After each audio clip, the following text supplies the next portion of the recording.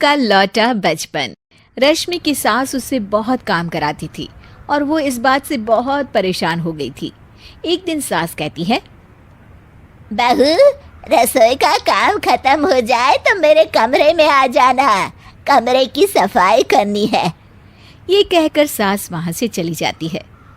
ये सासू माँ भी ना एक के बाद एक काम देती ही जाती है, जैसे कि मैं कोई बोतल से निकली हुई जिन हूँ। रश्मि अपनी सास के कमरे में जाती है और स्टूल पर चढ़कर अलमारी से सामान निकाल रही होती है। अरे बहू, संभाल कर, मेरा सामान तोड़ मत दियो। वाह, इन्हें अपनी बहू की कोई चिंता नहीं है, सामान की पड़ी है कि वो ना टूट जाए। अब तो इनका सामान तोड़ना ही पड़ेगा। रश्मि सामान हाथ में पकड़ लेती है और नाटक करने लगती है। सास ये देखकर घबरा जाती है। अरे बहू, मेरा सामान बचाकर कहीं गिर न जाए। हाँ हाँ मम्मी जी, नहीं गिराऊंगी आपका सामान। रश्मि का सच में बैलेंस बिगड़ जाता है। अरे मेरा तो सच में बैलेंस बिगड़ रहा है। रश्मि स्टूल से नीचे गिर जाती है और उसका सर बेड से लग जाता है। रश्मि के सर में दर्द हो रहा होता है। वो बेहोश नहीं हुई होती है, लेकिन वो आंखें मूंद कर पड़ी रहती है। ये देखकर उसकी सास घबरा जाती है। अरे बहू, ठीक तो है ना? तो बोलती क्यों नहीं बहू? ये अच्छा मौका है, बेहोशी का नाटक कर लेती हूँ, काम से तो बच जाऊंगी। सास रश्मि को बेड पर लेटा देती है और अपने बेटे सूरज और डॉक्टर को फोन करती है। वे दोनों कुछ ही देर में घर आ जाते हैं। सर पर चोट आने की वजह से ये बेहोश हो गई है। मैं कुछ दवाइयाँ लिख कर देता हूँ, ये मंगा लीजिएगा। उफ, वो ठीक हो जाऊंगी तो फिर से काम करना पड़ेगा। क्या करूं? अरे हाँ, ऐसी तरकीब निकाली है जिससे काम भी नहीं करना पड़ेगा और मेरी प्यारी सासू माँ को भी सबक सिखाने का मौका मिल जाएगा। डॉक्टर चले जाते हैं और रश्मि होश में आती है। तब वो बच्ची बनकर याददाश्त खोने का नाटक करने लगती है।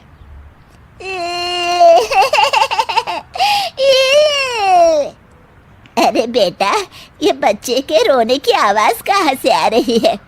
हाँ माँ, मैंने भी आवाज़ सुनी। फिर से रोने की आवाज़ आती है। अरे, ये तो मेरे कमरे से आ रही है। वो दोनों कमरे में आते हैं तो रश्मि रो रही होती है और बच्चों की तरह हरकतें कर रही होती है। दोनों उसे देखकर हैरान रह जाते हैं। मेरे मम्मी जी पापा कहाँ है? मुझे आइसक्रीम खानी है। अरे सूरज, ये तो बच्चों की तरह बर्ताव कर रही है। हाँ माँ, लगता है चोट लगने से इसके दिमाग पर असर हुआ है। आप लोग कौन है? मुझे मम्मी के पास जाना है। अंकल अंकल, मुझे मम्मी के पास जाना है। अंकल? अरे रश्मि, मैं तुम्हारा पति हूँ, क्या तुम्हें याद नहीं है? पति क्या होता है अंकल? और ये बूढ़ी आंटी कौन है? बूढ़ी आंटी? बूढ़ी किसको बोला? बूढ़ी को बूढ़ी नहीं बोलूंगी तो क्या बोलूंगी? तुझे तो अभी बताती हूँ मैं। बूढ़ी आंटी, गंदी बूढ़ी आंटी, गंदी बूढ़ी आंटी। मैं कल ही डॉक्टर के पास लेकर जाता हूँ रश्मि को। अगले दिन सुबह रश्मि की सास सारा काम खुद करती है और ये देखकर रश्मि को बड़ा मजा आ रहा होता है। अरे वाह, इस नाटक में तो बड़ा ही मजा आ रहा है। चलो थोड़ी और सेवा करवाते हैं सासू माँ से। आंटी, मुझे ना भूख लगी है। अरे इतनी देर से मेरा सर खा रही है, तेरी भूख नहीं मिटी। अब क्या खाना है तुझे? मुझे चॉकलेट शेक पीना है।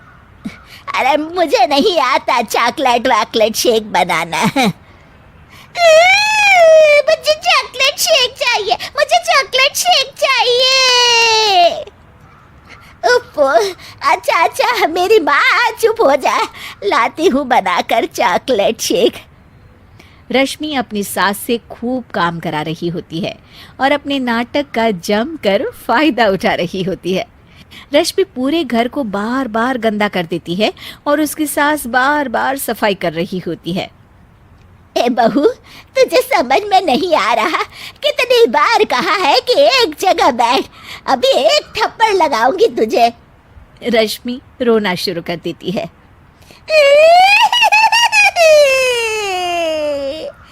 अरे अच्छा बाबा, माफ कर दे, मत रो। तुझे जो करना है कर, पर रो मत मेरी माँ। रश्मि अपनी सास की नाक में दम कर देती है। कुछ देर बाद सूरज फिर से डॉक्टर को लेकर आते हैं और डॉक्टर पूरी तरह रश्मि की जांच करता है।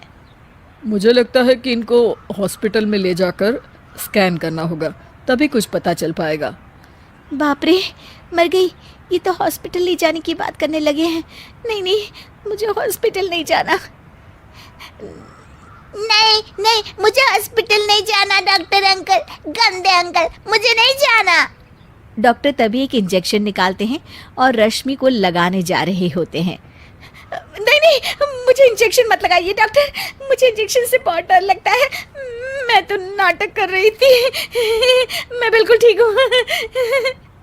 डॉक्टर और रश्मि की सास और पति एकदम दंग रह जाते हैं और रश्मि के इस नाटक का हो जाता है दी एंड।